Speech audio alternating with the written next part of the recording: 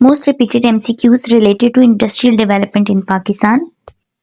Which sector of Pakistan's economy is known as the backbone of industrial development? Agriculture, services, manufacturing, transport. Industry development की जो backbone है वो manufacturing industries है, manufacturing है. So correct answer is option C. Pakistan's industrial sector contributes approximately what percentage to GDP?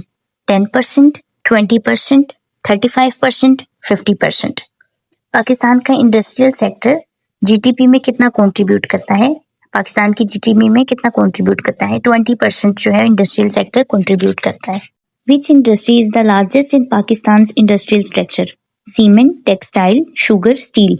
कौन सी industry जो है वो लार्जेस्ट इंडस्ट्री है पाकिस्तान के इंडस्ट्रियल स्ट्रक्चर के अंदर? Textile industry.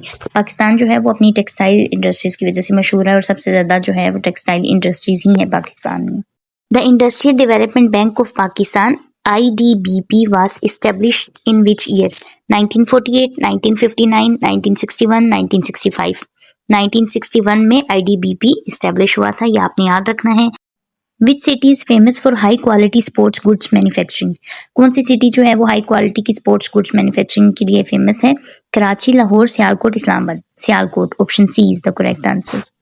Which is a cottage industry in Pakistan? Cement, sugar, handicraft, textile mill. Cottage industries होती है जहाँ पे लोग घरों में बैठकर काम करते हैं, तो हैंडीक्राफ्ट हमारी जो है कॉटेज इंडस्ट्री है पाकिस्तान की. Faisalabad is known as little England, little California, little Manchester, little Oxford. Faisalabad को लिटिल मैनचेस्टर भी कहते हैं. Option C is the correct answer. Raw materials are essential for industrial growth because they reduce production cost, they increase exports only, they reduce labor, they eliminate energy needs. Raw material industrial growth के लिए क्यों जरूरी है? क्योंकि they reduce production cost, ये production की cost को कम करते हैं. Which sector has received major FDI foreign direct investment related to industrial activity? Telecom, energy, textile, agriculture. Energy sector.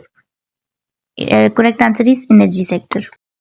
A major hurdle for industrial investment in Pakistan is high interest rate, bureaucratic delays, energy shortages, all of the above. Pakistan के industrial investment में सबसे ज़्यादा hurdles क्या हैं? ये सारी ही पाकिस्तान के industrial investment में हर्डल्स हैं. हाई इंटरेस्ट रेट भी एक बहुत बड़ा प्रॉब्लम है, ब्यूरोक्रेटिक डिलेज भी, एनर्जी शॉर्टेज भी. तो ऑल ऑफ द अबव इसका करेक्ट आंसर है. Quick memory booster. अब हम जल्दी से 2-3 चीज़ों के बारे में एक दफ़ा ओवरव्यू ले लेते हैं और ये इंपॉर्टेंट हैं. ये MCQs अक्सर MCQs में आ जाता है. तो ये कुछ पॉइंट्स हैं जो आपने याद रखने हैं. टेक्सटाइल जो है वो लार्जेस्ट इंडस्ट्री है पाकिस्तान की और सबसे ज़्यादा एक्सपोर्ट भी टेक्सटाइल ही होती हैं. टेक्सटाइल इंडस्ट्रीज ही सबसे ज़्यादा एक्सपोर्ट करती हैं. और इंडस्ट्रियल सेक्टर जो है वो 20% ऑफ GDP जो है कॉन्ट्रीब्यूट करता है. GDP का 20% पाकिस्तान में इंडस्ट्रियल सेक्टर कॉन्ट्रीब्यूट करता है. मैन्युफैक्चरिंग इंडस्ट्रियल सेक्टर की बैकबोन है. सबसे ज़्यादा स्पोर्ट्स गुड्स जो हैं वो सियालकोट में बनाए जाते हैं और सियालकोट फेमस है स्पोर्ट्स गुड्स के लिए. फैसलाबाद को लिटिल मैनचेस्टर भी कहा जाता है.